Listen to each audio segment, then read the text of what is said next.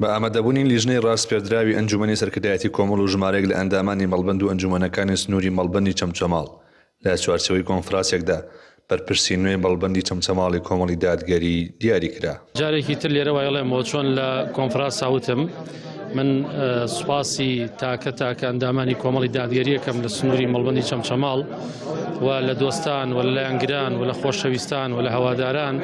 و لە هەموو خەڵکی سنووری چەمچەماڵ و بە تایبەتی ئەندامانی کۆمەڵ کە منیان وەکو خزمەتکارێک قوبوڵ کردووە لە دوو خولی ڕابردووە لە ئێستاشا زۆر سوپاسیان ئەەکەم کە ئەو ئەرک و بەرپرسیارەتیان لەسەر شانی من لاداوە خستیانە سەر برای گەورە و خۆشەویستم بەڕێز مامۆستا سیروان بۆیە من لێرە ڕایەگەێنم داوای گەردن ئازادی یەکەم داوای لێبوردنەکەم لە هەر برا و لە هەر خوشکێک بە دڵنیاییەوە وەکو چۆن لە ڕابردووە خزمەتکار بووین بە ناونیشانی بەرپرسی مەڵبەند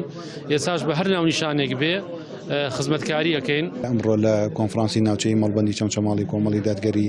کوردستان بە ئامادەبوونی خوشکان و برایان متمانیان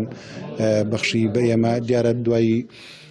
کۆنگری کۆمەڵی دادگەری کوردستانێکێک لە بڕارەکان بریتە لە دووبارە تەشکیلکردنەوەی مەڵبەندەکان و ئەنجومەنەکان و ئۆرگانە جۆر بە جۆرەکان دیارە مەڵبەندی ئێمەژێکێکە لەو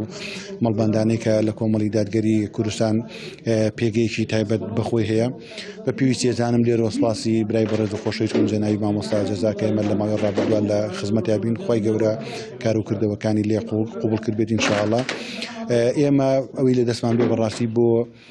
خەڵکی شارەکە ئەوەی لە دەستمان بێ بۆ خەڵکی سنوورەکە درێغی لێ ناکەین بۆ دۆست و ئەندام و لایەنگرانی کۆمەڵی دادگەری کوردستان درێغی لێ ناکەین هەرچیە باش بێت لە خزمەتی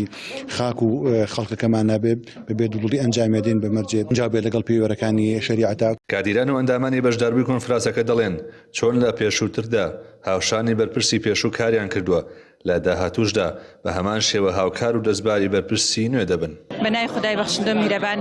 دیارە ئەمڕۆ ئێمە لە مەڵبەندی چەمچەماڵی کۆمەڵی دادگەری لە کۆنفرانسی ناوچەییدا هەستین بە هەڵبژاردننی بەرپرسی مەڵبەندی نوێ بەڕێز مامۆستا سیروان حەمەخان لە کەشێکی زۆر تەباییدا بە دەنگدانی ئاشکرا سپاس بۆخوا دیارە ئێمە شۆک و ئەندامانی مەڵبەندی پێشووە ئیشەڵا ئەندامی داهاتوو چۆن لە خزمەتی بەرپرسی مەڵبەندی پێشووە بووینە بە پشتیوانی خوای گەورە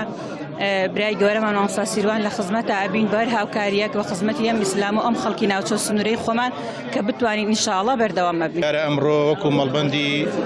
چەمچەماڵی کۆمەڵی دادگەری هەڵساین بە کۆنفرانسێ بۆ ئەوەی بەرپرسی مەڵبەند هەڵبژێرین کە برای بەڕێزمان مامۆستا سیروان حەمەخانە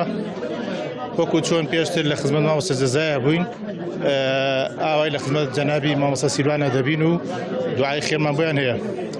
لێرەشەوە پێم خۆشە سوپاسی مامۆستا جەزا بکەم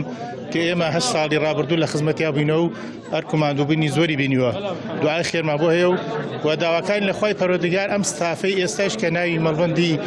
نوێیە کە بەسەر پەرشتی برای بەڕێزمان مامۆستا سیروان کە بۆتە بەرپرسی مەڵبەند پیرۆزبایی لێکردن و هیوای سەرکەوتنی بۆ خوازین. مەڵبەندی چەمچەماڵی کۆمەڵی دادگەری یەکێکە لە چالاکترین مەڵبەندەکانی کۆمەڵ و لە ڕابردوو خزمەتێکی بەرچاوی هەوڵاتیانی قەزاقی کردووە و بۆ داهاتووش بە هەمان شێواز بەردەوام دەبێت. ڕێبین محەممەد کەناڵی پەیام چەمچەماڵ.